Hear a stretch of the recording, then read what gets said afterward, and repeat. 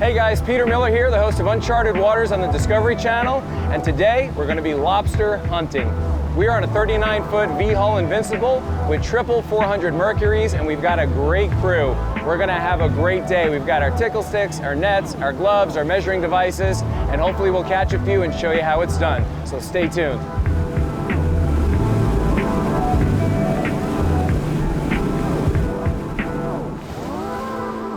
Okay guys, so the first thing you want to do when you're going lobstering is obviously locate a ledge, locate some debris, locate structure, coral, anything that's going to hold lobster. They really need to be able to hide and kind of do their thing under structure and ledges.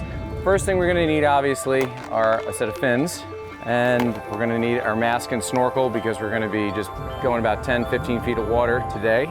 Then we've got our net, our measuring device, which we measure the carapace of the lobster with. Then we've got the tickle stick. This is what you're going to use to actually pry the lobster out of the hole, and they're going to come out, and you're going to want to put the net behind their tail and kind of gingerly poke them in, and they're going to take off and shoot into the net. You grab them as they're shooting around the net, and you basically want to hold them with your hand, make sure they're legal, put them in the boat, and you got dinner. So follow along, and hopefully we'll see a couple.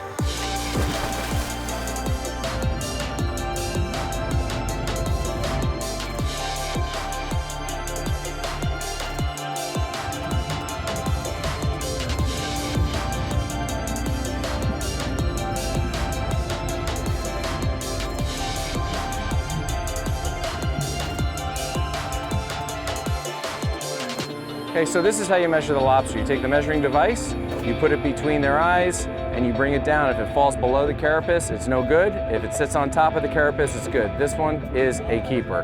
We're looking good, we're in good shape. And of course, you always want your dive flag to let all the other boats know that you're out here and you're actually diving, you're in the water, you're not under power. They need to stay at least 100 yards away when you have a dive flag up. But sometimes we'll even run it up the outrigger, we'll put it 20 feet in the air, and that really lets people know what's going on. All of these elements contribute to a fantastic day out on the water.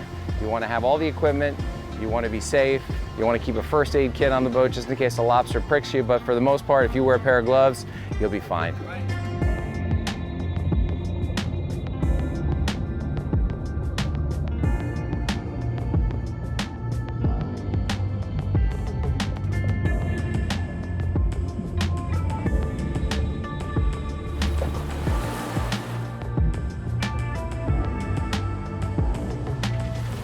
Here we are at our first spot. We're down south, Biscayne Bay, and we're into the lobsters. These are all legal lobsters. We got 9 at our first spot, and if you turn around, you'll see some of the best fishermen in the world.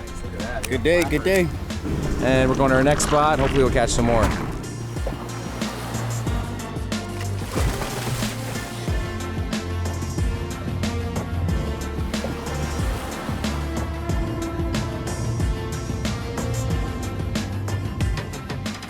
Okay, so you've had a great day out on the water. You've got a live well or a fish box full of lobster, and you need to leave them whole in their entirety.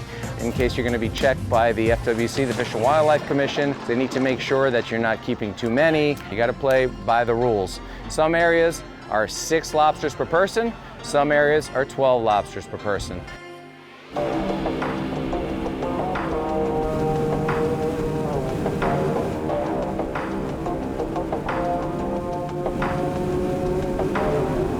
So now we're back at the dock. We caught a bunch of lobsters, and the next thing you need to do is you need to separate the tail from the carapace, which is the head.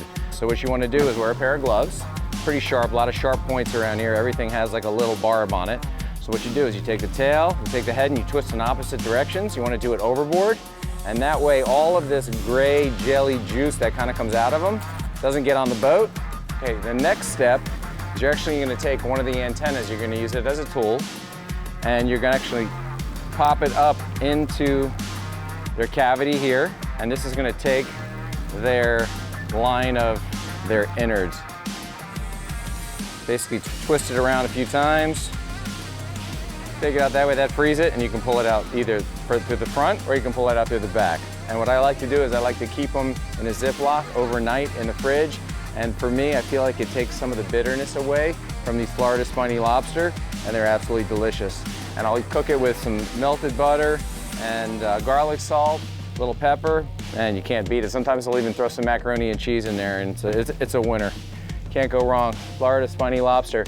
This is Peter Miller. I hope you enjoyed it, and if you'd like to see more, please check out my show, Uncharted Waters, on the Discovery Channel. And until then, I'll see you out on the water.